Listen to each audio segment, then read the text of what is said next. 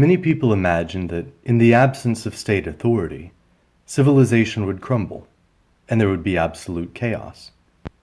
Undoubtedly, this is what your rulers want you to believe, and it's what you're taught to believe. And many people have been brainwashed into believing this. As a consequence, they associate anarchy with the law of the jungle. Of course, by the law of the jungle, they mean complete lawlessness. They mean that the strong do what they please, and the weak suffer what they must. They imagine a world where the only rule is kill or be killed, and it's a war of all against all. Anyone who pretends that this is what anarchism advocates is simply creating a straw man argument. No one is arguing for anything like this. Ironically, if anything, it's the statist who is advocating this, because the state is based on the initiation of force. The state has the power to make laws, which are essentially threats, and to use their monopoly on the use of force to punish those who don't submit. In other words, the strong do what they please, and the weak suffer what they must. The people live under conditions of tyranny until the weak become strong enough to resist their rulers. They may gain enough leverage to force their rulers to accept certain limitations on their power, or they may actually gain enough power to overthrow their rulers, in which case the leaders of the Revolutionary Army are now the strongest, and now they rule over those who are weaker than them. And maybe they're kinder to their subjects than the previous tyrant. Or maybe they're even more cruel and tyrannical.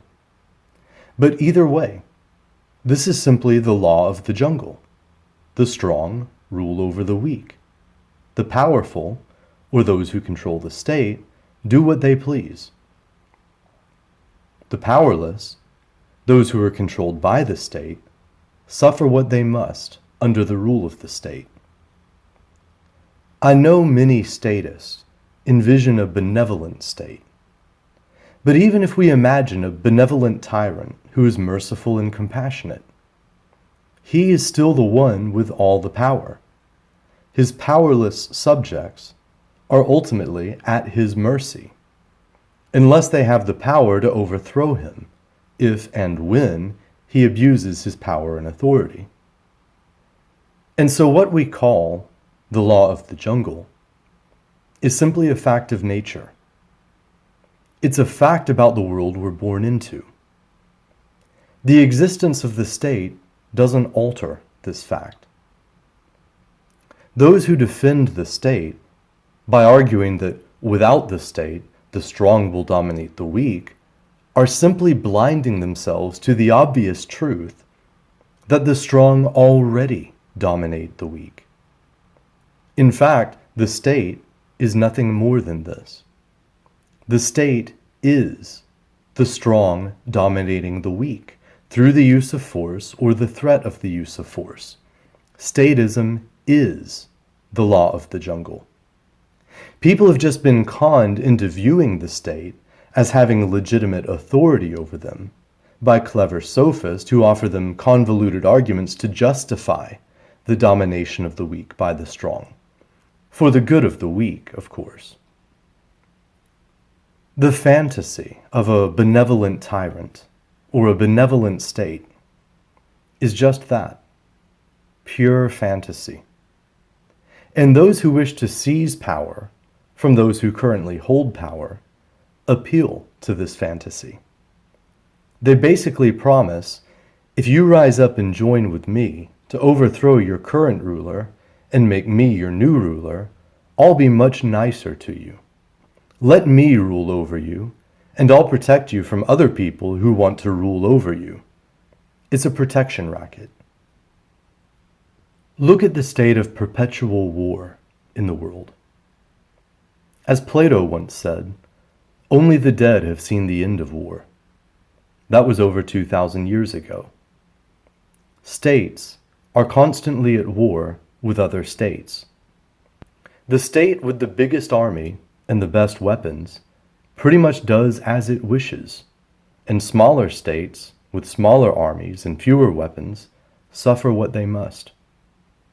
The most powerful states dominate the less powerful states. Is this not the law of the jungle? Is this not what anti-libertarian statists claim the world would be like without state power? It's already like this. Under the rule of state powers, the world is already exactly as they fear it will be without state power. They fear lawlessness will prevail in the absence of rulers. But actually, it's when you have rulers that you have lawlessness, because the rulers themselves are above the law. So it's the statist society, not the anarchist society, which is truly lawless. The word anarchy literally means without rulers. It doesn't mean without rules. A rule, which many anarchists agree is paramount to a voluntary and stateless society, is the non-aggression principle. And one of the anarchist arguments against the state is that the state, by its very nature and definition, is a violation of the non-aggression principle. I've talked about this in more depth in other videos. I'm not going to repeat myself here. But recently, someone asked a question that many people ask in one form or another when they first encounter libertarian or anarchist political philosophy. He basically asked, how can the NAP, the non-aggression principle, exist in the jungle?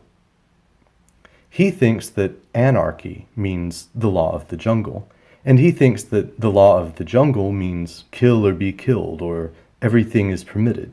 So to him, there seems to be a contradiction between advocating anarchy and advocating the NAP. Dostoevsky wrote the famous line, "Without God, everything is permissible." Statists believe that without the state, everything is permissible. I think there is some truth to this idea. For example, for many religious people, homosexuality is immoral because God forbids it. If this God who forbids homosexuality doesn't exist, then I can't think of any reason why we should see homosexuality as immoral. Maybe it isn't your thing, but if two consenting adults of the same sex choose to engage in homosexual behavior, I don't see how this does harm to anyone else or their property. In other words, I don't see how it would violate the NAP or natural law. The moral laws given by religion are not always, or even usually, based on reason. There isn't always a rational justification for them.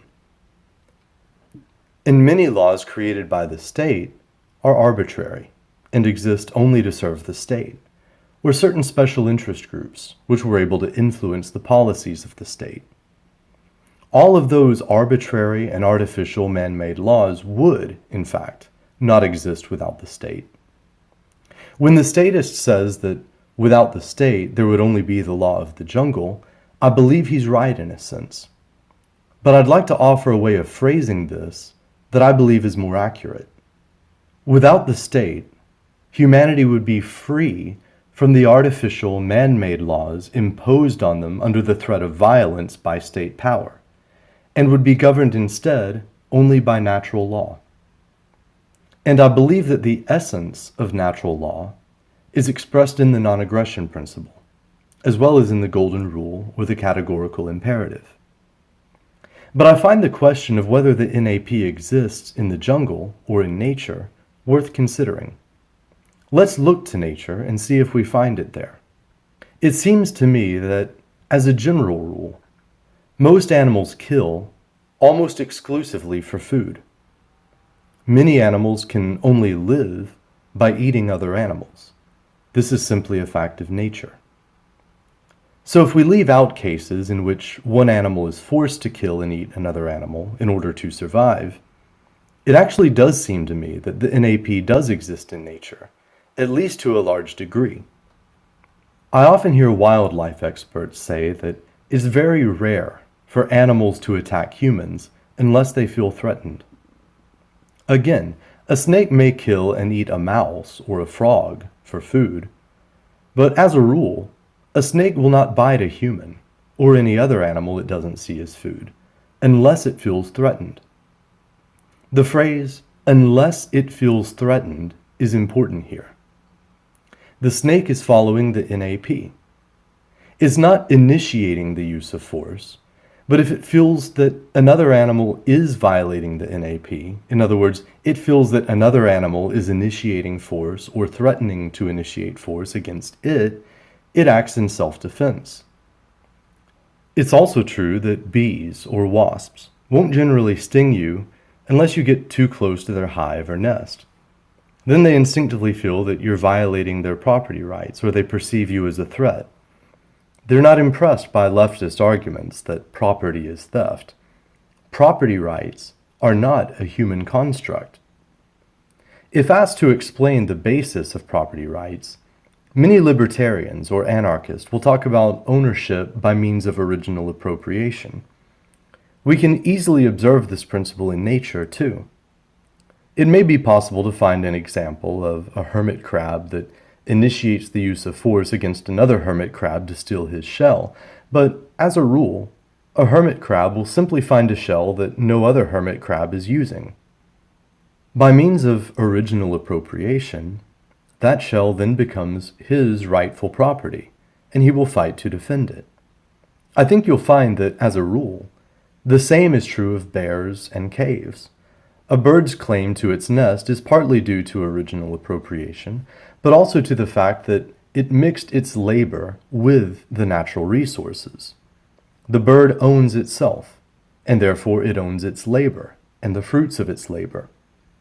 Although the materials the bird uses to build its nest, such as twigs, may have been a part of the commons, so to speak, it acquired them through original appropriation and then mixed them with his labor in order to build a nest. Of course, sometimes birds do steal other birds' nest, but of course these same birds will fight to defend their own nest, which would seem to demonstrate that they have a basic understanding of property and the NAP. We demonstrate our awareness that something is wrong when we object when it's done to us. We know that even a person who steals from others recognizes that stealing is wrong, because if someone else steals from him, he will object. So I think it's evident that something like the NAP and property rights do exist as part of the law of nature, or what we might call the law of the jungle. But of course, we can also observe that natural laws or natural rights are sometimes violated in nature. I certainly would never claim that in a stateless society, no one would ever violate the NAP. I don't know any anarchist or libertarian who would make that argument. But the fact of the matter is that currently, we do live under the rule of a state power. Will any statist deny that murder, rape, theft, and vandalism all occur in societies that are governed by a state power? So sure, there are people who will murder, rape, and steal if there is no state. But those same people will also murder, rape, and steal if there is a state. But in addition to that, now you also have the theft and murder carried out by the state in the form of taxation, war, and state executions. Stealing cars is illegal. Does this mean you leave your car unlocked? Kidnapping or molesting children is against the law. Does this mean you don't keep an eye on your children? Armed robbery, rape, and assault are all illegal. Does this mean you walk through bad parts of town by yourself, unarmed, late at night? Why? The state is going to keep you safe, right? Isn't that why you say we need the state? So even though we supposedly need the state in order to keep us safe, we still have to figure out how to protect ourselves against all these threats that the state is supposedly going to protect us from. We have locks, security alarms, we have handguns, pepper spray, we have neighborhood watch programs, and so on. All of these things are the product of the free market, by the way, or voluntary association. Do you think those things would disappear in a voluntary society? My point is only that whether we live in a statist or in an anarchist society. We're going to have to come up with ways of protecting ourselves against other individuals or groups of individuals who would initiate the use of force against us or violate our property rights. So I don't see this problem as a convincing argument against anarchy or in favor of statism. I don't see it as an argument in favor of having a state power which has the authority to initiate the use of force against us or violate our property rights. I see it as more of an argument in favor of forming voluntary communities with other individuals and families who share our values. Anyone who violates the rules of the community will be shunned by the community. You don't want to be stolen from, so you choose to be a part of a community of individuals who all agree not to steal from one another. If anyone does attempt to steal from you or another member of the community, you obviously have a right to defend your property, but in addition, the community will now shun that person and refuse to buy from them or sell to them. Maybe only until they agree to pay some form of just restitution, or perhaps forever. Effectively, they will be banished and will have to go find another community. But of course, the new community will probably want to know who they are and where they come from before admitting them into their community. And these days especially, it isn't that hard to find out. Do you think they will want them in their community when they discover that they're a thief or a child molester? Of course, it's possible that they may find a way to convince some other community that they've changed and deserve a second chance. The threat of banishment or shunning seems like at least as powerful of a crime deterrent as imprisonment. The key difference is that it doesn't require any state power or involve the initiation of force. It simply rests on the principle of voluntary association. You can choose to buy from, sell to, rent to, or hire anyone you want. You can associate with anyone you want, and you can choose not to associate with anyone you don't want to associate with. Of course, the question of how to deal with things like theft, murder, or foreign invasion in a voluntary society is a big topic, and a lot has been published on the topic. I'll probably publish more on the topic myself in the future, but I hope this discussion has given you some new ideas to consider and challenged some of your previously held ideas. If you enjoyed this, please hit the like button and be sure to share on social media and subscribe to my channel. I encourage you to check out my website at illuminatuspythagoras.com, where you can make a donation if you'd like to help support my channel. Thanks for listening, and I'll see you next time. Peace.